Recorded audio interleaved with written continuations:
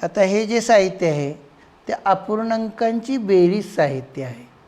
यातून आपण अपूर्णांकांची बेरीज करणार आहोत. आता याच्यामध्ये दोन भाग आहेत. एक आहे डावी बाजू आणि एक आहे उजवी बाजू. डाव्या बाजूलाही माझ्या पाव अर्धा पाऊण आहे, उजव्या बाजूलाही माझ्या पाव अर्धा पाऊण आहे आणि याला मध्ये खाच आहे. आता हे खाचीमध्ये घालून आपल्याला कसं शिकता येईल ते बघूया. हे पाव आहे, हाही पाव आहे, तर हे आपण असं इथं घातल्यानंतर पाव आणि पाव किती झाला, पाव आणि हा पाव अर्धा झाला, तर ही अर्धा बेरीज झाली. नंतर मी काय करणार आहे, हा पाव घेणार आहे आणि हा अर्धा घेणार आहे.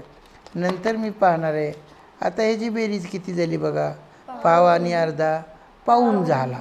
आता मी पुन्हा हा पाव आहे आणि हा पाऊण आहे, तर ह्याची बेरीज मी करणार आहे. आता ती करताना पाऊण आणि पाव यांची बेरीज किती होते बघा. हे जर पाहिलं तर आपली बेरीज 1 होते. ह्या अशा प्रकारचं यातील कुठलंही एक साहित्य घेऊया आपण. समजा हे घेतलं आणि हा अर्धा घेतला आणि हा अर्धा घेतला आणि आपण या खाचेमध्ये घातलं, तर अर्धा आणि अर्धा याची बेरीज किती झाली, 1 झाली. आता हा पाऊण घेतला, हा अर्धा घेतला आणि ह्याची बेरीज केली आपण ह्याच्यामध्ये घालून, तर हा 1 आहे. आणि दडलेला किती आहे बघू आपण. दडलेला, तर दडलेला पाव आहे. म्हणजे 1 आणि पाव किती झाला, 1 आणि पाव किती झाला, 1.25 झाला.